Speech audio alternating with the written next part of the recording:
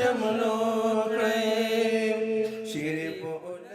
د میدان وردګ ولایت مرکز اړوند چارکي سیمه کې له عبدالله ابن عباس مدرسې څخه 9 تنه د قرآن کریم له حفظ دورې څخه فارغ او د فضیلت پګړۍ ورپسر کړل شوې.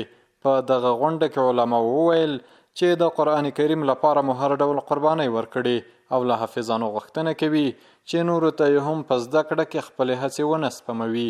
الحمدلله چې وروسته له دومره وخته بیا په دې ځای کې داسې ګلان راوغوړېدل، بیا د منطقه په داسې یو ښایسته مجلس باندې ښایسته ده. الحمدلله الله دې د موږ دا مادري علمي د موږ د علم مور دا کور همیشه تر تازه ولري.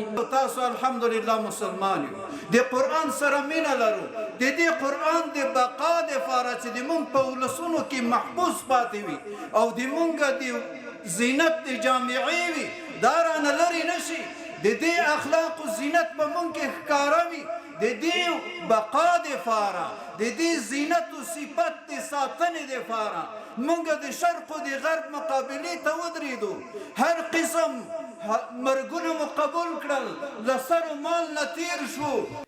په یاده غونډه کې چې علماو، مسؤلینو، طالب العلمانو او زیات شمیر ولسي وګړو ګډون درلود، علماو له ولسي وګړو وغوښتل چې په خپلو بچیانو تعلیم، د علماو ملاتړ او د اسلامي نظام د بقا لپاره مدرسې لا پیاوړې کړي. خو یوه بله ټوټه د قرآن کریم پکې راپوښل کېږي، خلک یې په سترګو باندې مچو کوي. دې وړو ماشومانو ته دونه علما راغلي دي، ولې د دې ماشوم نسبت د الله د کتاب سره پیدا شوی.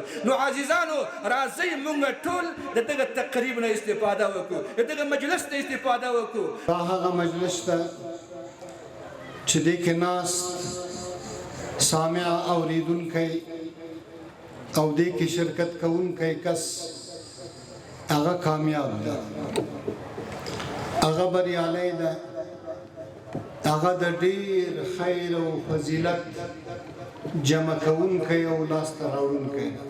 په داسې حال کې چې د دې مدرسې څخه له دې وړاندې هم زیات شمیر حافظان د قرآن کریم له حفظ دورې څخه فارغ شوي.